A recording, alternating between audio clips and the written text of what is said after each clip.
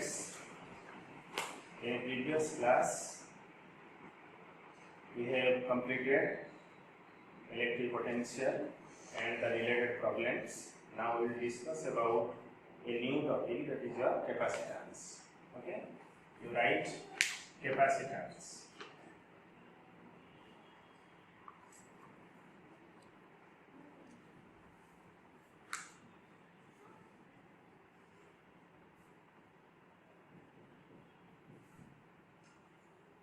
Capacitance.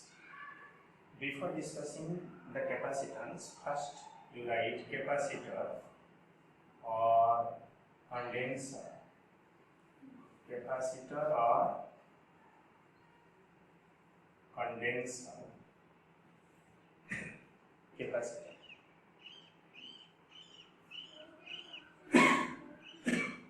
It is a basic circuit element. It is the basic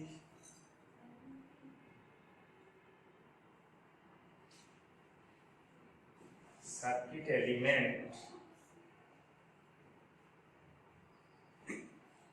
It is the basic circuit element in all electrical circuits. Electrical circuit. It is the basic circuit element in. It is the basic circuit element of all electrical circuits.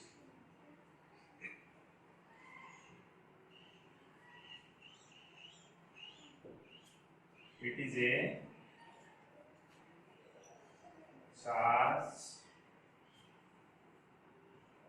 as well as energy storing element. Energy storing element.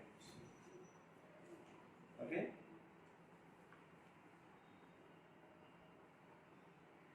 You all have seen the capacitor, which is used in fan, which is a cylindrical capacitor, and in a radio, inverter, anywhere, in any electrical circuit, it is the basic circuit element. Actually, there are three basic circuit elements in all electrical circuits, such as resistor, the symbol is like this, capacitor, the symbol is this one, and the inductor, it is a coil. These are the three basic circuit elements: resistor, capacitor, and inductor, which are used in all electrical circuits. Okay. First, we will discuss about capacitor. Then, in a new chapter, current electricity, about resistor, and in a magnetic chapter, we will discuss about inductor. And here we are taking resistance, capacitance, and inductance. With the adjective, resistor is your noun, and resistance is the adjective. Its property. Okay. So capacitance, this is capacitor, is the basic circuit element in all electrical circuit. It is a charge as well as energy storing element. You see this one, this is a charge as well as energy storing element. Inductor is also an energy storing element, but this resistor is an energy dissipating element. You all know about Joule's law of heating, H equal to I square RT. Always there is the loss of energy in the form of heat when current passes through a resistor. Okay? So, it is the basic circuit element.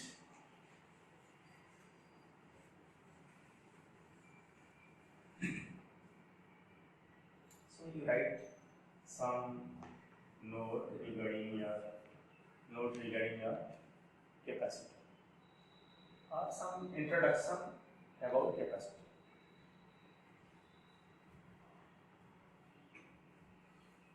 It stores it essentially consists of what? Two conducting surfaces. It consists of two conducting surfaces. Any capacitor essentially consists of two conducting surfaces, two metallic plates or two concentric spheres like this. Okay, it consists of essentially consists of two conducting surfaces. It stores energy in its electric field.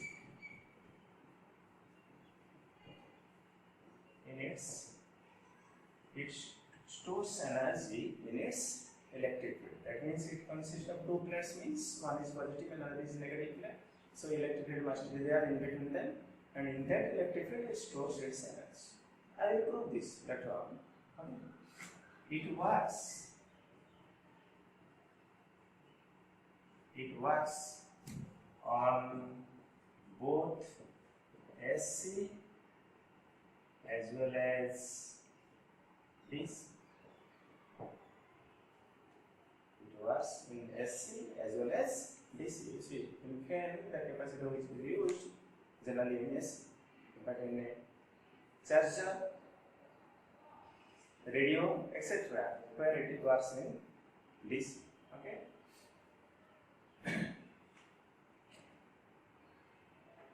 It is used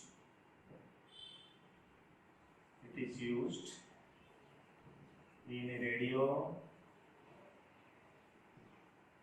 tuning circuit and motor. It is used in a radio tuning circuit and motor, ignition system of engine, etc. It is versatile use. Everywhere capacitor is there. In motor also a capacitor is there. In fan is also capacitor is there to control speed also. Okay. So it is used in radio tuning circuit, dynamic system, fan, motor, ignition system of engine, ready for the starting of engine, etc. Everywhere it is used. So this is all about your some introduction regarding what? Capacitor. Then what do you mean by capacitance, right?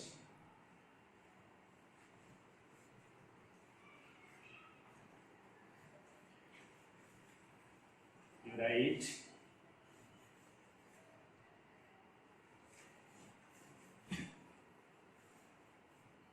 capacitance. You write it is the charge holding. It is the charge holding ability. It is the charge holding ability of a conductor.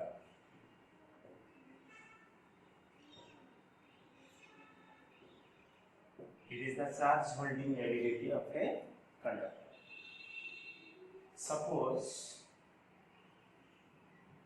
a charge Q is given to a. Suppose a charge Q is given to a conductor. Suppose a charge Q is given to a conductor and potential rest on it is V. Then we can write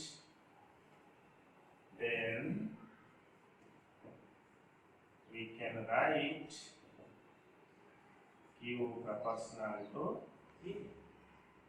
It will provide small amount of charge to a conductor, small amount of potential will be developed on it. If charge will increase, then value of potential also increase. So Q proportional to V.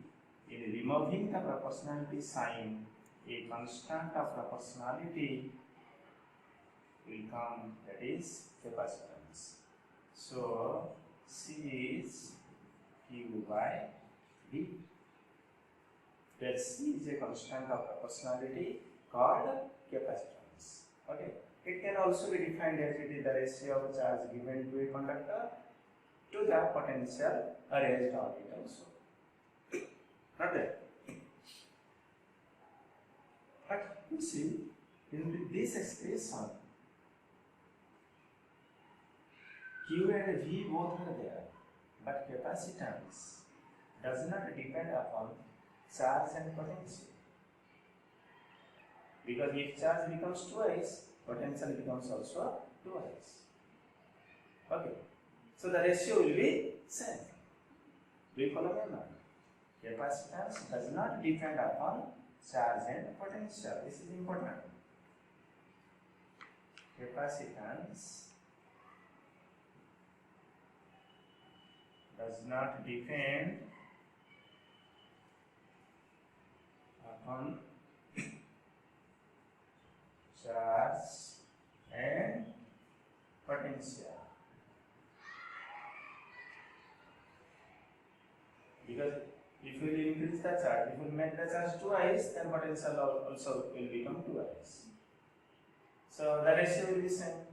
Suppose 5 by 1 is same as 25 by 5 is same as 125 by 25, just like this. Okay. So capacitance does not depend upon charge and potential. However,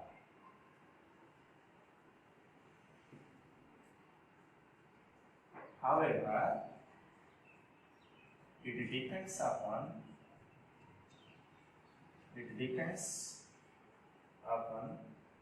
the dimensions of the conductor.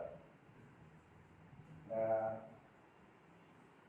dimensions of the what? Dimensions of the conductor. Okay. Capacitance does not depend upon charge and potential. However, it depends upon the dimensions of the conductor. That means separation between two conducting surfaces, area of the conducting surfaces. I will show later. I will find the capacitance of spherical capacitor, hollow capacitor, where I can show how capacitance depends upon your what? Dimensions of the conductor, as well as the medium between the two plates, intervening medium. Okay, depends upon the dimensions of the conductor and the intervening medium.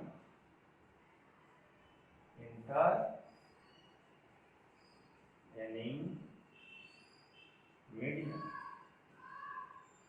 Okay. So you see, what is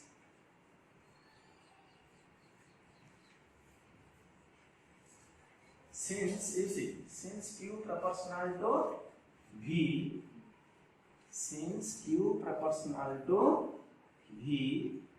so we can draw a graph between the charge given to a conductor with potential developed on it. Okay, so it will be straight line passing through since Q proportional to V. Okay, just like y equal to mx, Q equal to CV. So what will be the slope of this graph? You see, tan theta is dq by dt. So it will give capacitance. This is one short question.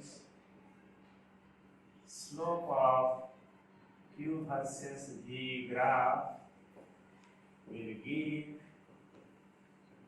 what? Capacitance.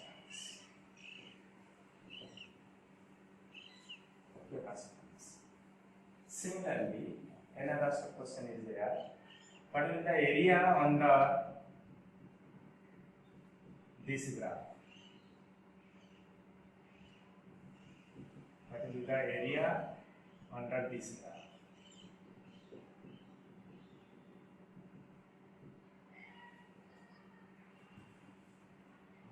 Area under QV graph gives energy stored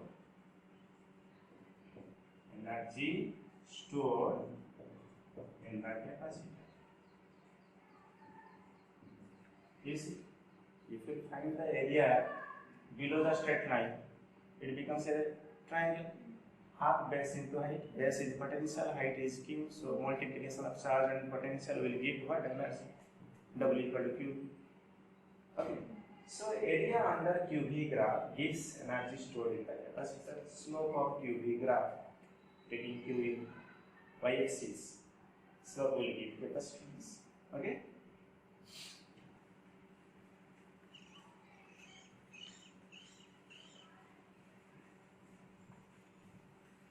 Then you see SI unit of capacitance is farad. F. SI unit of capacitance is farad. So 1 farad equal to 1 coulomb by 1 volt. C is Q by V. C equal to Q by V. So 1 farad equal to 1 coulomb by 1 volt. You see, 1 farad capacitance is very large capacitance. 1 coulomb charge is also very large amount of charge. So in real life, some other units of capacitance are also used. There is microfarad. 1 microfarad is how much? 10 to the power minus 6 farad.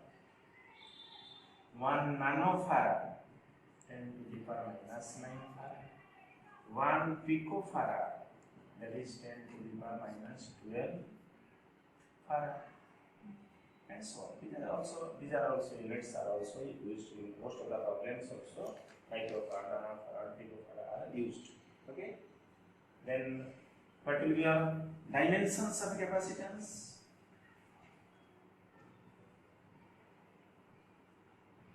Dimensions of capacitance, QC is Q by V, and V is how much? W by Q.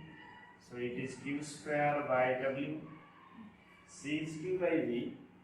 V is potential, W by Q. So it is Q square by W. Q is current into time. You see, I square T square. Q is current into time.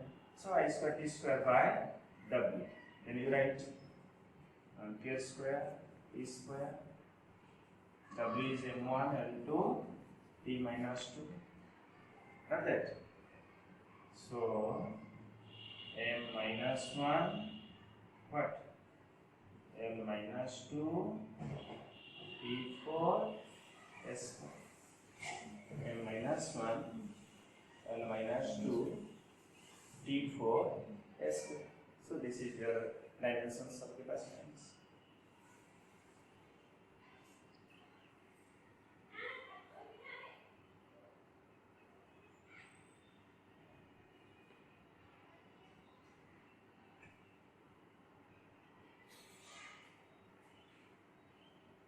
Okay, so you see, then you write the principle of capacitor.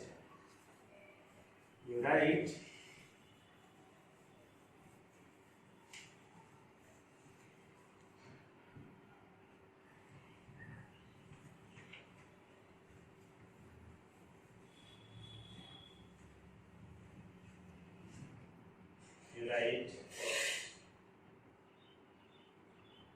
principle of capacitor. It can be asked as a 1 mark question or 2 mark question also. Principle of capacitor. You write whenever a charged conductor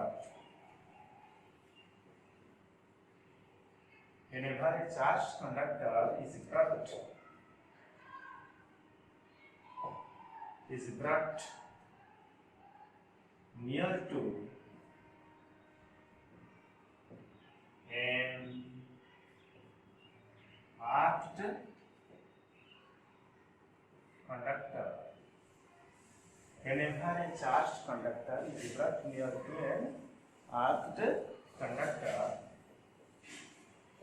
the charge holding ability or capacitance, the charge holding ability or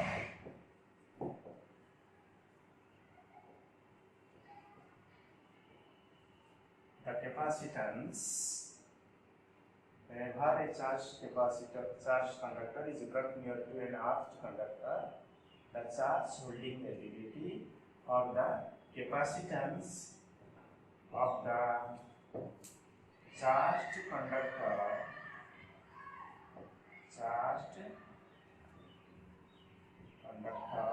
increases. Okay, this is the principle of capacitor. Why a capacitor essentially consists of two conducting surfaces. It will provide charge to a conductor. It also can hold some amount of charge. Then what is the necessity of two conducting surfaces for a capacitor? There must be some reason. If two capacitors are two plates are there, then more amount of charge can be resided. If I give charge to a single conductor, what amount of charge it can hold? If it is placed near another conductor, the same conductor can hold a large amount of charge. I will explain it. Okay? So this is the principle of capacitor. Whenever a charged conductor is brought near to an arched conductor, the charge holding ability or the capacitance of the charged conductor increases. I will explain it. Right? Explanation. Suppose this is a charged conductor. This is a charged conductor. Okay? You see. When it is brought near to an arced conductor, this positive charge will induce negative charge here because of induction. Not that. And a positive charge also induced at this side, but this can be neutralized, taking electrons from the ground. Not that. So you see, when charged conductor is brought near to an arced conductor, this negative charge, this induced negative charge on the inner surface of the arched conductor reduces potential on the positive conductor. You see, due to this, if we will find potential on this conductor, how can we find the potential due to this positive charge as well as potential due to this induced negative charge? So when these two potentials get added, overall potential on the charged conductor will reduce.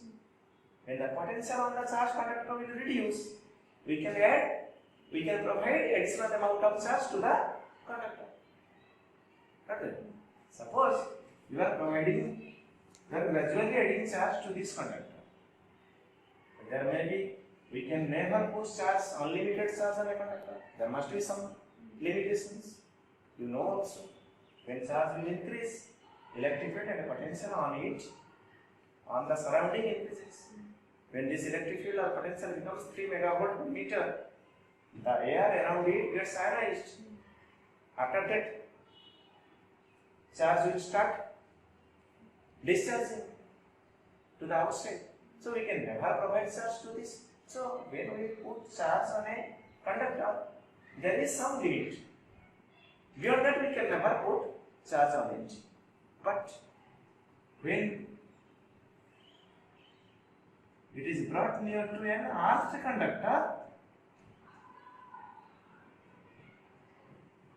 we can also provide some extra charge to this conductor beyond its maximum limit.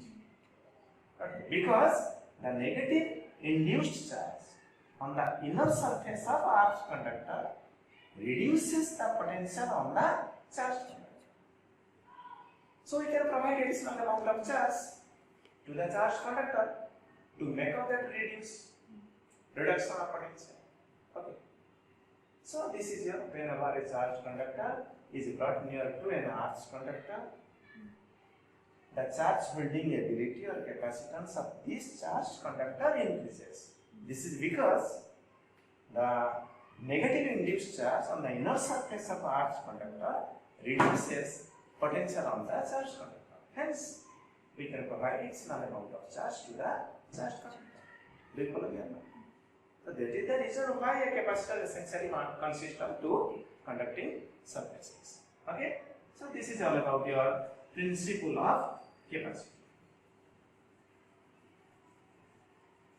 Then we will find capacitance of an isolated spherical conductor or capacitor.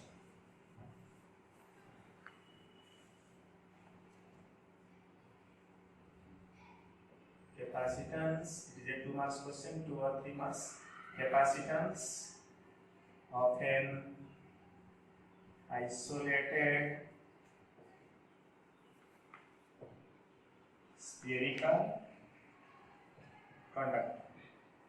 Capacitance of an isolated spherical conductor. Okay. Consider a spherical conductor of radius r having charge q on its what? Surface. Consider a spherical conductor of radius r having charge q on its surface. Okay. We will find the charge holding ability of this spherical conductor or capacitance of this. You see, this is a single surface.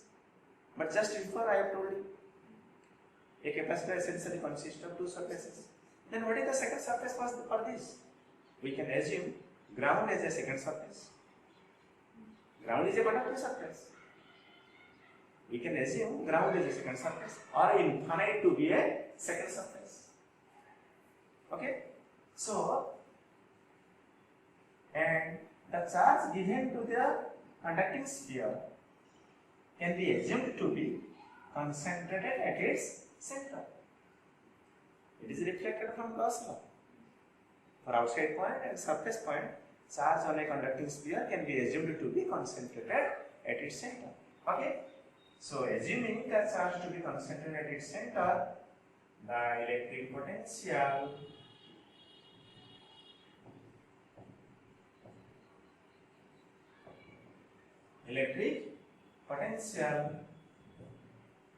on the sphere is given by V equal to 1 by 4 pi epsilon naught Q by R. Okay. So Q by V is 4 pi epsilon naught R. So C, capacitance C is 4 pi epsilon naught R. This is the expression for capacitance of an isolated spherical conductor. So what we will say, C proportional to R. That is, spheres of different radii have different capacitances. You see, from this also we can conclude capacitance depends upon dimensions of the conducting surface. It is a spherical conductor, dimension is radius. And here also you see epsilon naught, that is permittivity of the medium. So capacitance depends upon dimensions and permittivity of the medium. But it does not depend upon charge and potential. Okay.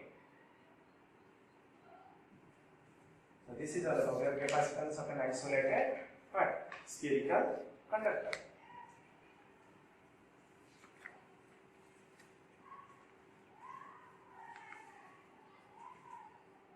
Then you write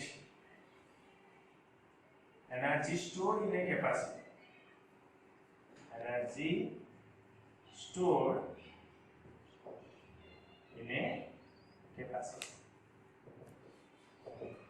Energy stored in a capacitor. It will be 3 marks questions. Energy stored in a capacitor and energy density. Energy stored in a capacitor as well as the energy density. Okay. You see, you consider a parallel plate capacitor. You consider a parallel plate capacitor. You and connect a cell which maintains a potential difference V across the two plates. Suppose this is your positive plate and this is your negative. Okay? So, you see, energy stored in a capacitor. You see how during the process of charging, you see, during the process of charging the capacitor, one has to do what? One has to do what? Against the Coulombic repulsion between the charge to be added to the plate of the capacitor as well as the existing charge before. Not that, you see, when battery is connected, suppose at any instant some charge is here and battery has to provide gradually small amount of charge, suppose dq is to be added to this plate. Suppose at any instant some charge is here. After that, battery has to put some amount of charge on it. Then what happens? The existing charge will repel the charge. So against that repulsive force, battery has to do what? At the expense of its own chemical energy. Not that. And that amount of water is being stored as energy in the capacitor. Not that. So energy stored in a capacitor. How can we find the expression? You see, consider a capacitor, parallel plate capacitor.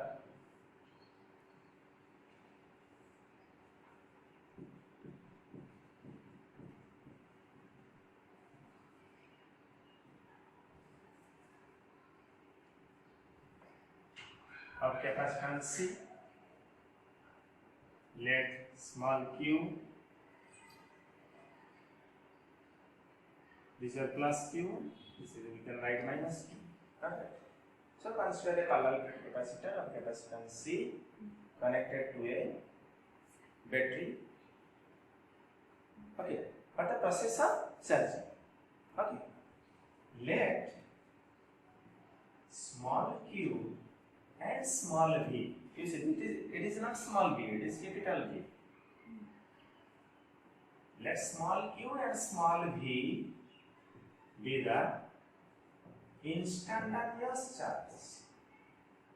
Instantaneous charge and potential difference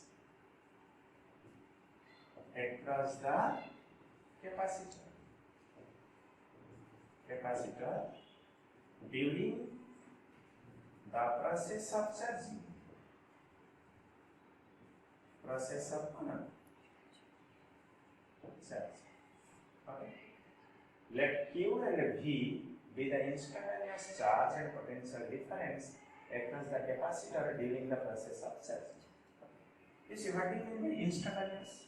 Suppose the capacitor gets fully charged by taking a time of 10 seconds. Total. Within a time span of 10 seconds, a capacitor gets its saturated value or maximum charge. Okay. Suppose after 3 seconds, we will consider charge on it. And what is the potential developed on it? They will be denoted as instantaneous value. Do you follow that? So this Q and V be the instantaneous charge and potential difference across the capacitor during the process of charging. Okay. You see, small amount of work done by the battery, small amount of work done by the battery to provide small amount of charge dq to the positive plate of the capacitor, to the positive plate of the what? Capacitor will be, okay, small amount of water by the battery to provide small amount of charge dq to the positive plate of the capacitor will be, because you see already some positive charge is there. To provide an additional amount of charge dq say by the battery, this plate can never easily accept it. It will repel it. So battery has to do work at the expense of its own chemical energy. That water will be stored as energy in the capacitor. Will be what? dW is what? dq. Charge is dq. Potential difference already V is there here. Instantaneous potential difference where it is not seen. But this is the maximum potential. When the capacitor gets fully charged, it will acquire the potential capital V, which is provided by the battery. Okay. So, what is V? It is instantaneous charge by capacitance. Small v. What is small v? Instantaneous charge by capacitance. Okay. And this is your and P. Therefore, total work done. Therefore, total work done by the battery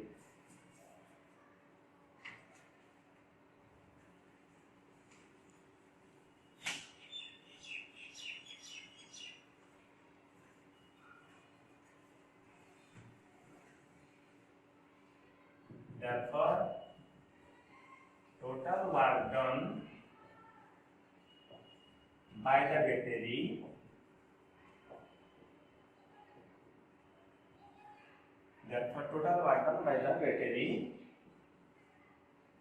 to increase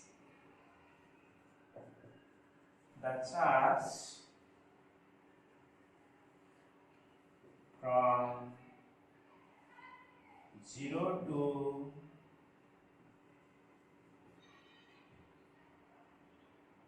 0 to a maximum value capital Q will be. Okay. Total work done by the battery to increase the charge from 0 to a maximum. Initially there is no charge on the capacitor. When the capacitor gets fully charged, suppose the charge is maximum, that is Q capital Q. So the amount of work done by the battery to increase the charge on the capacitor from 0 to capital Q. So you see. So integrating this. Okay. Our the limit 0 to capital Q. So 1 by C taking out of integration 0 to capital Q. Got it?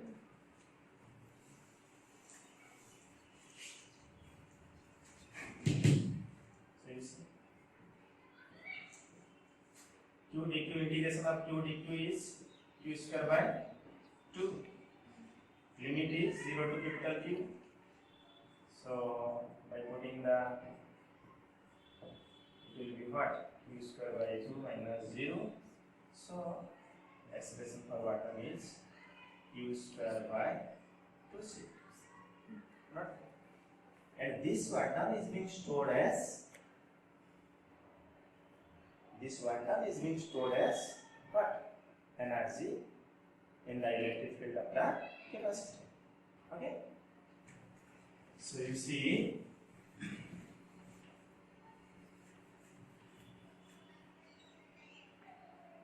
so we can write potential energy stored in capacitor is capital U. Similarly, potential energy denoted by the symbol capital U is equivalent to W Q square by 2C and half CV square half QB.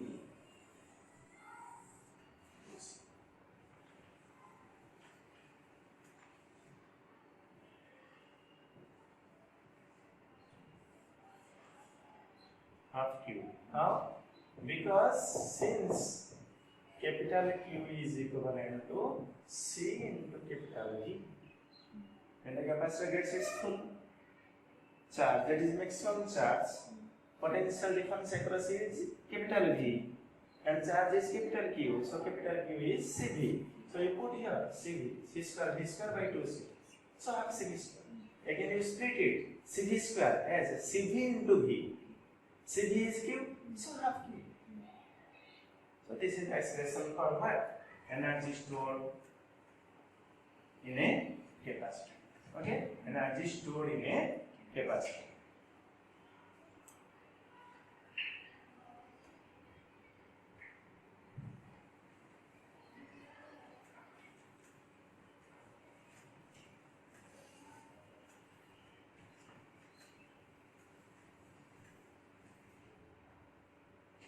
When you write just energy density. Energy density. What is energy density? Energy stored for unit volume. Energy stored for unit volume of the capacitor. Not that. Energy stored for unit volume of the capacitor. Okay. So what is energy? We have already half C V square by volume. If a capacitor is a parallel plate capacitor, so two plates are there, it is 3D, just like box. Its volume will be area of either plate and separation between the two plates. Not that. So you see V square by 2AD, V square by 2AD, and the capacitance of a parallel plate capacitor is epsilon naught A by D. I will discuss in next class. Capacitance of a parallel plate capacitor is epsilon naught A by D. Just like capacitance of an isolated spherical conductor is 4 pi epsilon naught R. Similarly, we will derive capacitance of a parallel plate capacitor is epsilon naught A by D. Okay? So you see this A and A cancel. So you see half epsilon naught V square by D square. Not there. So half epsilon naught, you write just like minus V by D whole square. We can write. Not there. So you see this is the electric field between the two plates. Electric field is negative of potential gradient. V is the potential difference, D is the separation between two plates. Okay. So half epsilon naught, this is your what? E square. So this is the expression for what? Energy density. Okay. You see from this it is concluded that capacitor stores energy in its electric field. Okay? In next class we will discuss about capacitance sharing of charge between two conducting bodies when they are connected, and capacitance of a parallel plate air capacitors, capacitance of a parallel plate capacitor filled with dielectric, etc. Okay?